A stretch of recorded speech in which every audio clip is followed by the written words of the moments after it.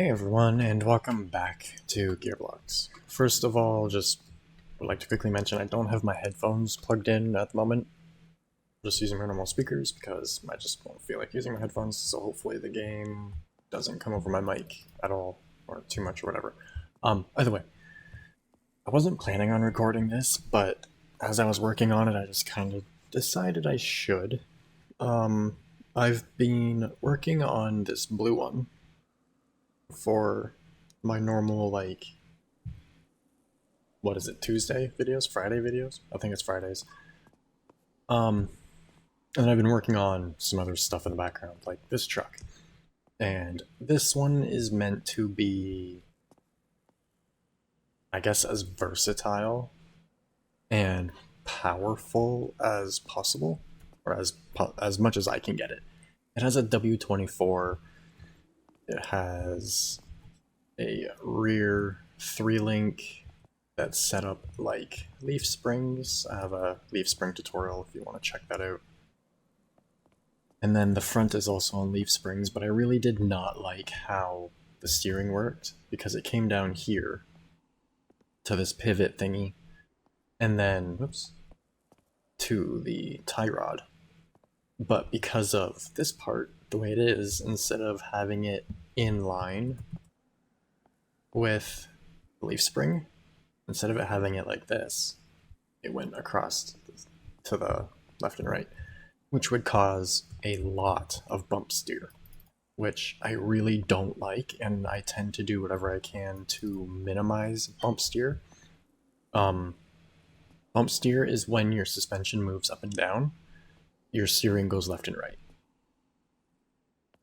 So I'm redoing it to eliminate that issue, and I'm also changing it to have my locking differentials. Even if you set this to 10, I can't set it any higher than 10, but even if you set the limited slip to 10 and have a toggle button and everything, it's still not locking. It's just a super stiff limited slip. So what I've started to do, I spent some time testing out a few designs, and this is what I came up with. For I guess I'll have to load in the other variant of that really quick to show what I'm talking about. There we go. I've been redoing the drivetrain on the 6x6. But either way, so if you have the normal like spur gear type of differential, you can simply just have an 8-tooth gear or two 8-tooth gears, another 32-tooth spur gear there on the one output for the one side, and then the gears shift over with the piston, and it forces either side to spin at the same rate. Super simple locking. But with the crown gear style, that is for that. But with the crown gear style, you can't exactly do that because the teeth are on the side. My initial design used 4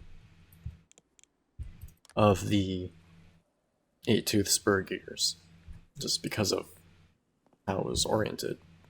But I've managed to cut it down to just 2, like with the other one.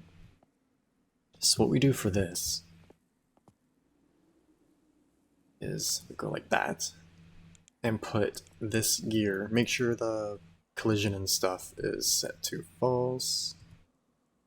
I need to go through all the parts on this and still change them all over. I've started having all the like moving mechanical parts set to false on certain vehicles just so I don't have to like worry about it or deal with it. I can just build however I want due to like the size and stuff. There are still a couple vehicles that I'm working on, like the Peach, where I'm not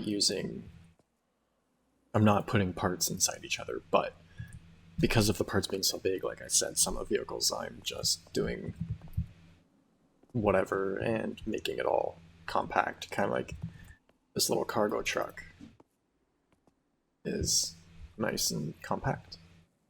Either way, so we take this gear, put it on where the spider gear goes, like so, and oops, lock it into place.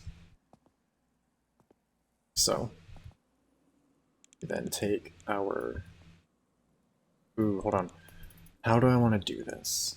I'm going to put this one on first because it'll be a bit easier. And then I'm actually going to take piston out of this one.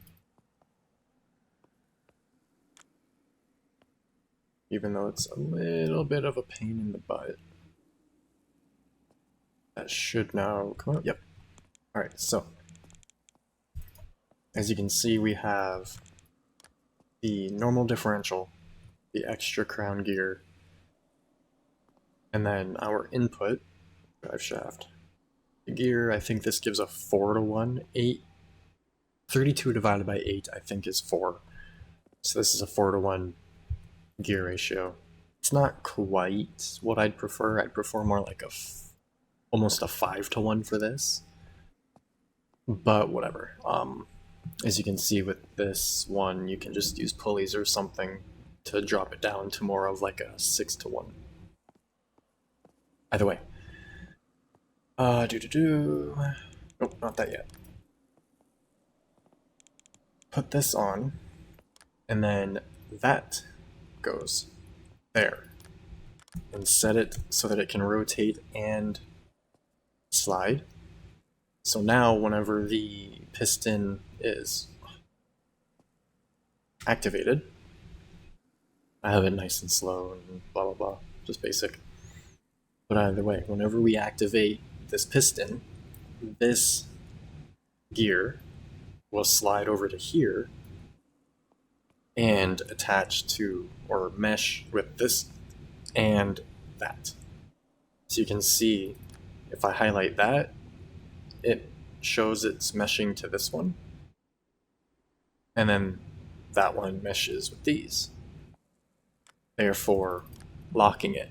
It is still not the greatest design. It'd be nicer to have it lock in here rather than just locking one of the sides to this, because it can still slip a little bit. It's not perfect, but it works enough for what I need, especially in testing. I've been doing quite a bit of testing, but I'm having my typical torque issues. using clutch gears and stuff. Each one of these gears, there's actually 3.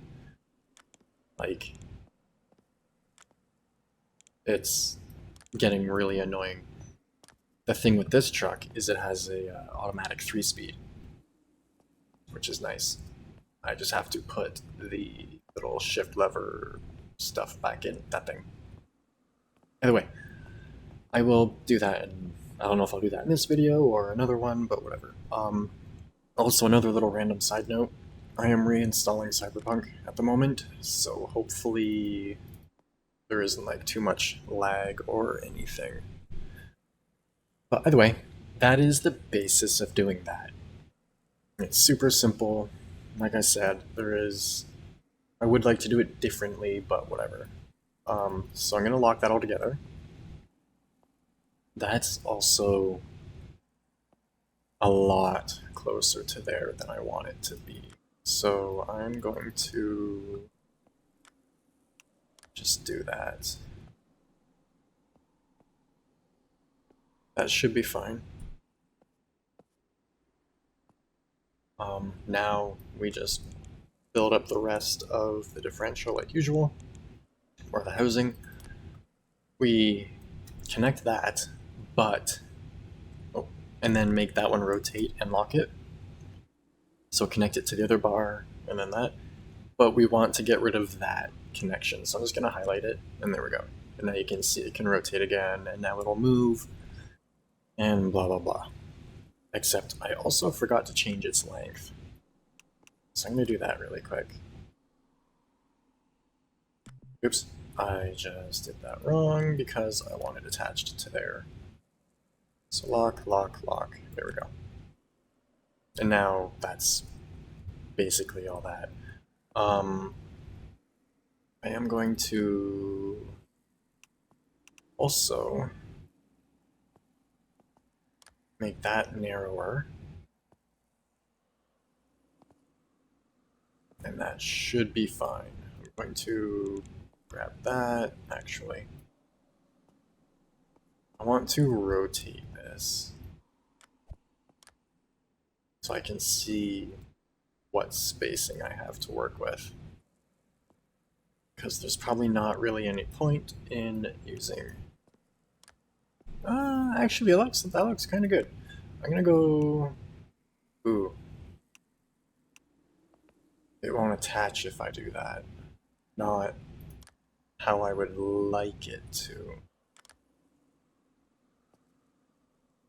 But that should be fine once I put this side on. So for this one, I'm just going to go like that. And I think that'll work just fine. And then extend that out to there. And then this side, is that a block or that's a beam? And then we go like that, and it is done. Simple locking differential, very simple. And then of course you just connect the battery to it. As for the springs that I'm going to be using, I'm just using the leaf springs that I've been kind of hooked on for the last while. Like I said, I've got a little tutorial on these. It's just... it can be very annoying at times. As you can see, all the parts were kind of stuck together that shouldn't be. Which means I now have to make sure it all rotates the proper way, and blah blah blah. I wish we had proper working leaf springs in this, but whatever.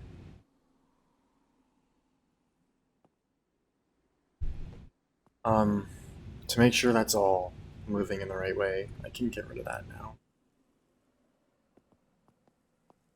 I'm just gonna grab this bar and attach the leaf springs to it.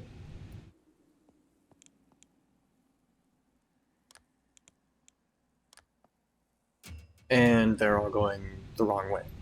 Of course they are. So, I need to flip them like this. Just flip them front to back. And now they're going the right way. Disconnect that, put the leaf spring back on the axle. I've also been trying like different ways to mount them on the axles and so on.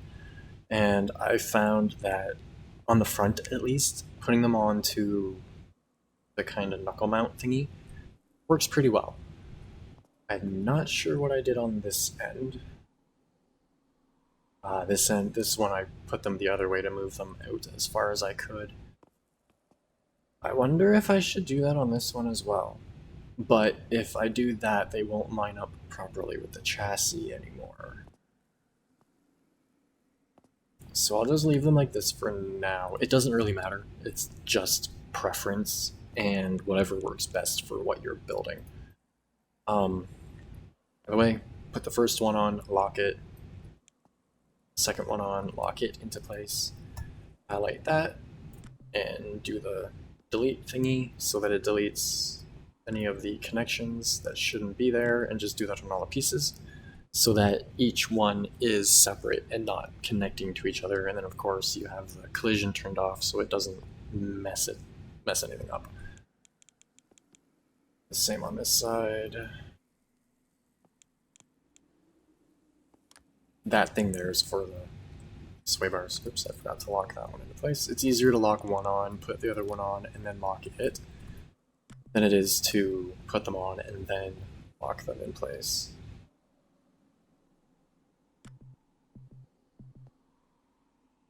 And there we go. Now for the shocks,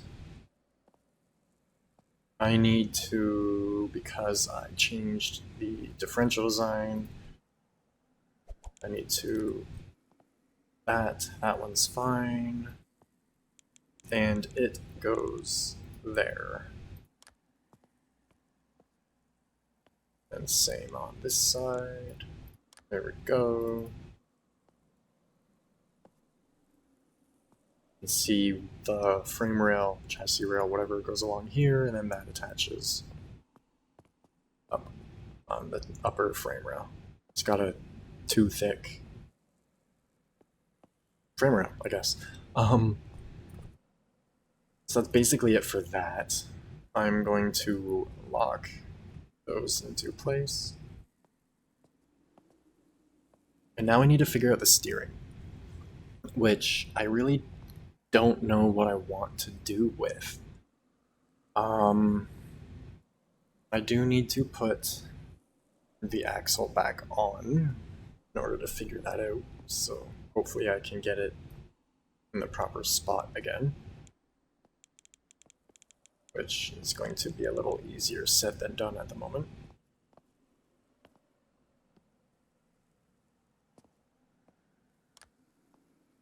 So one block gap there. I should be going based off that one, so that's right in front. That's okay. That's where they go, I guess. It's not supposed to be like a big, like tall truck or anything. I want it to be not necessarily agile, but I want it to be good for just really heavy cargo and not extreme off-road, but off-road. And then I'm probably going to run the steering down here again, like on that one, which means I need to have these ones do the moving.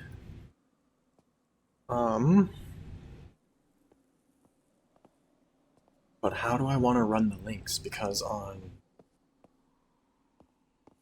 what I usually do is just bring a bar over and then use that. Same with this one, it's just up higher. But because of where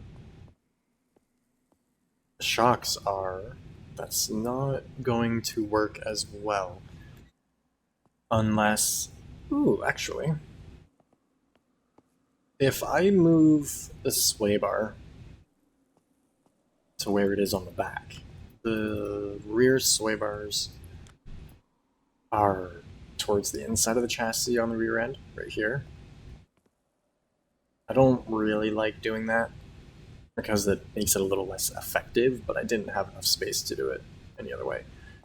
But if I do that, it should be fine, like space-wise. And then I just have to figure out how to connect it up to the steering. I also really need to make this hood better. This hood is horrible. It looks kind of bad. It's hard to build around it inside. But either way, if I now... I'm just going to extend that up by one for now.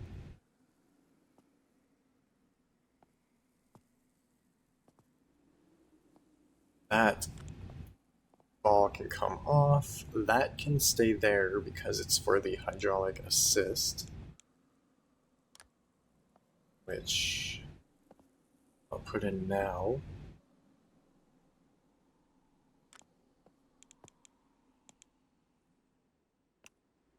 So make sure its collision is turned off. Go. That just helps the servo. I like using the small servo even on bigger vehicles because the big servos are just too big.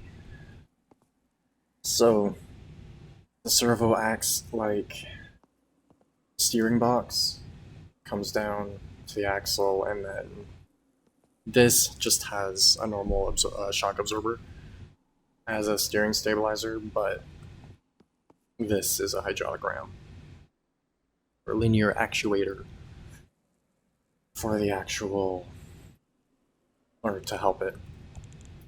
And then we go like that, and then grab one of these.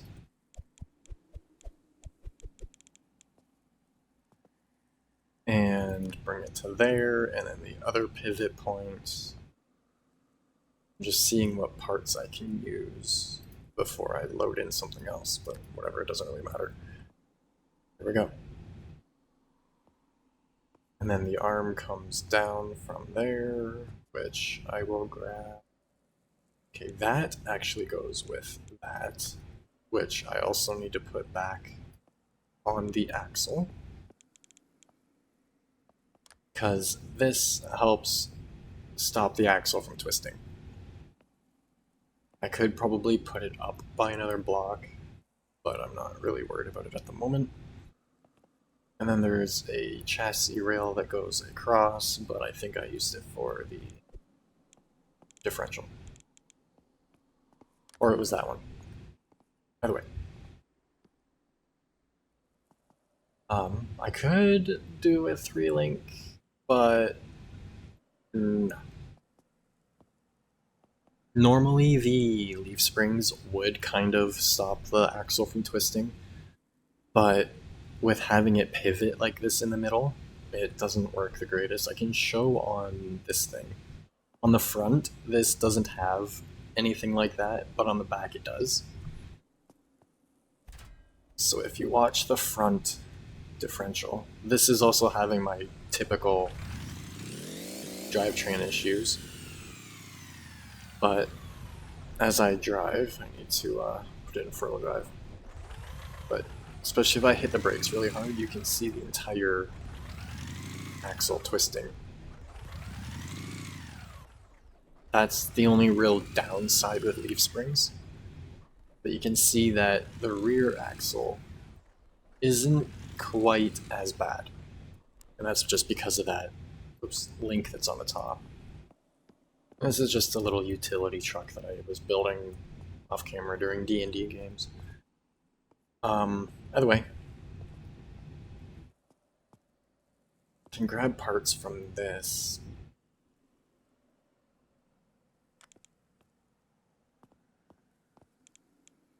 That up. And I'm not really sure where I want to put.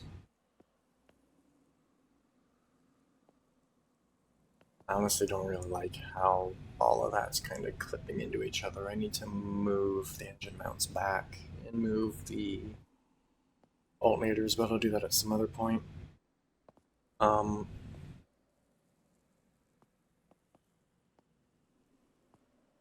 So for now, just going to go like that. And then I'm going to do the sway bars really quick. So these should be able to just go like right there.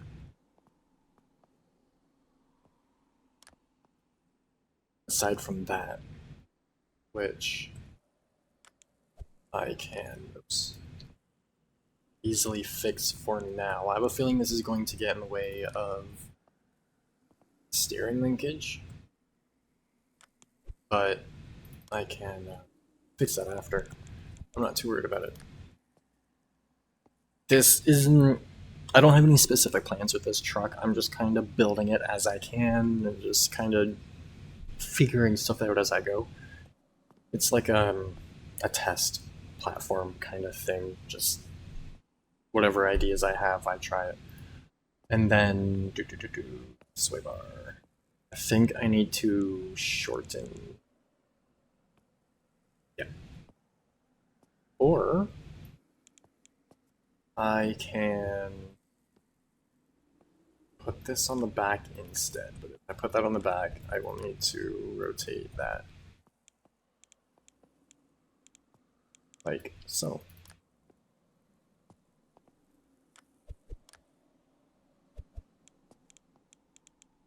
There we go. And then I will need to change what pieces I have on that. And I am going to... How long is the rear sway bar? 5. That's currently 5. Oops. So I'm just going to leave that the length that it is. And then I need these 180 angle thingies. Make sure none of this has collision. Oh, I hate when I do that. Go. Put that on the end of the sway bar.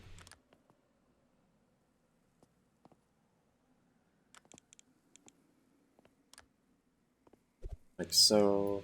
And now that's just connected to the chassis. We grab the spring, connect it like that. I'm going to use a cylinder, like I did on the back.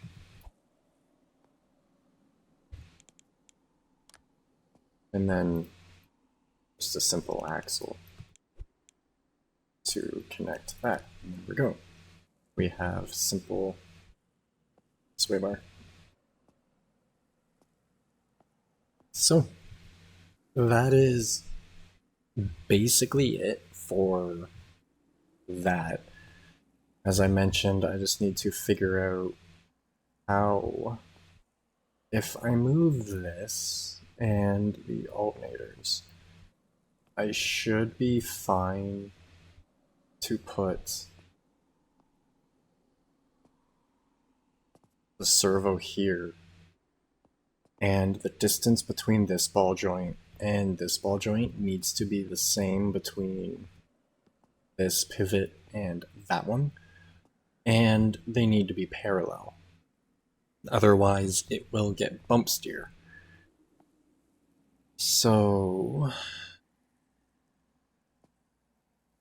I could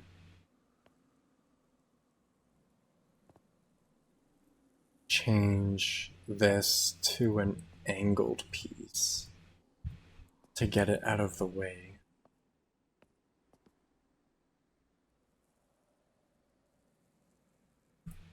Use the sloped beam plate. Get rid of these 2 plates here.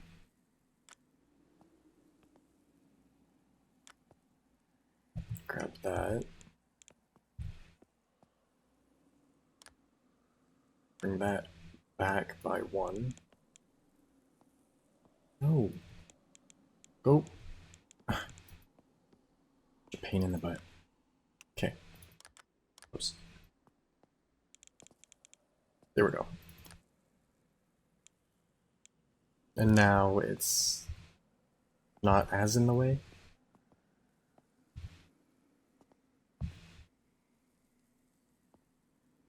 It still isn't really how I would like it to be. It'll still kind of be in the way of a gear. So this one would have been fine. So I'm going to put that back on. And then instead of using that, because the pivot point's at the back, oops, I'm going to use plates in between and just do it like that, I guess.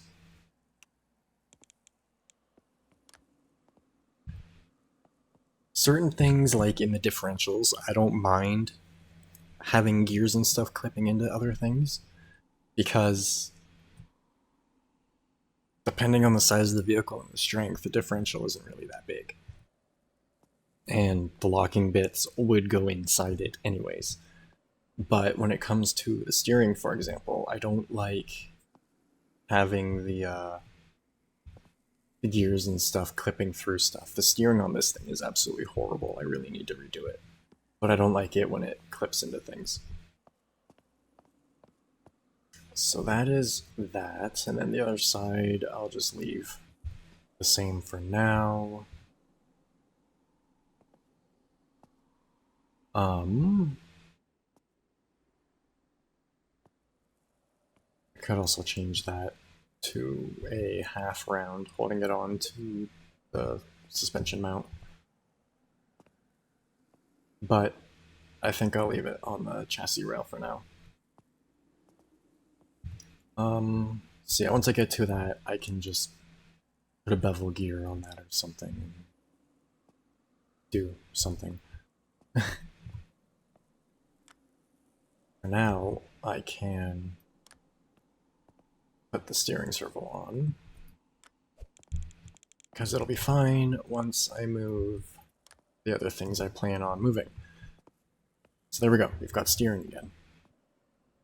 I also need to move that. I do need to now make the rear wheels, the rear differentials locking. I have a feeling that the front end is too wide. So I'm gonna check that out really quick.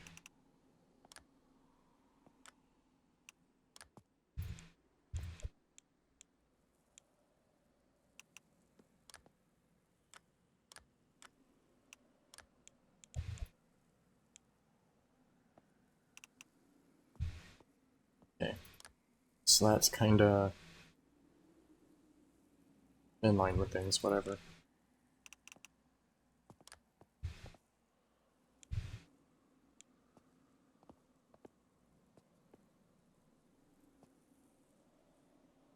It looks like it's technically the same.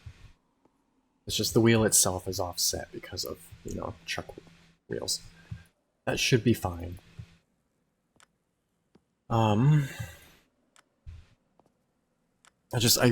I also really wish we could put things like drive shafts on angles without having to use weird, glitchy, trickery stuff. Like, there is attachment bridging and stuff, but if you put your springs or your drive shafts or something on an angle with the bridging, it can mess it up when you freeze it and shift things to where they're not supposed to be and just be really weird. So that's one thing that I do try to avoid as much as I can still. Ow. I think that's it for that. So yeah, I just need to make the rear end locking as well. So I'll just do the same thing as the front. And then I just need to figure out the issue that I'm having with torque and engines stalling and stuff. So I'll show that with this really quick right before I end the video. Hopefully this isn't too loud. But either way, start the engine. So if I rev it, you'll notice that it doesn't rev smoothly.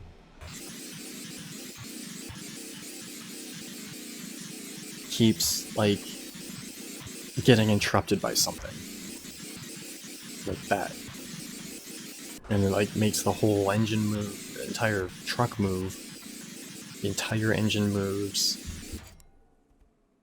And it's just a big pain in the butt, and it makes it really hard to do anything with it. Everything has the collision turned off. And, like, it's just causing tons of issues. You can watch the RPM.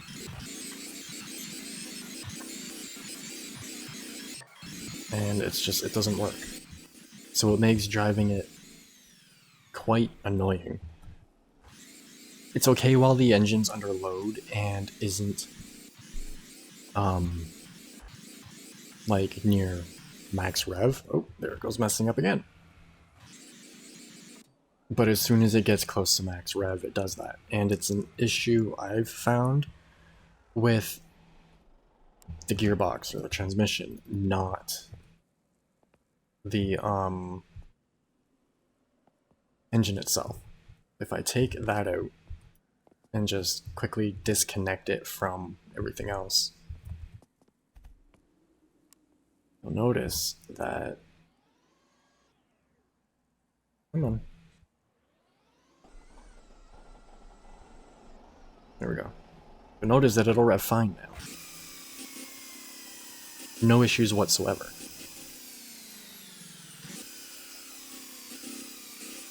But as soon as it's attached to the gearbox, it has issues. And every single vehicle I try to build with an engine, a proper engine, not an electric motor, does that. The Peach does it, all of these do it, even this thing. And I can't figure it out. And I'm getting really tired of it, and it's actually getting really discouraging. So, yeah. I'll do another update video on this thing at some point. It's taken me a really long time to build because I'm just working on it as I feel like it. But either way, that I guess will be it for now. I'll probably do an update. Yeah, I'll do an update once I get the rear diffs done. Move the shift lever for the gearbox and get the drivetrain finished up again. Like I said, this isn't a truck that I'm working on for anything specific. It's just an R&D kind of truck. Try different things, work on like my knowledge and stuff. So, either way, as usual, if you have any tips, tricks, questions, anything you want me to check out, feel free to let me know in the comments below.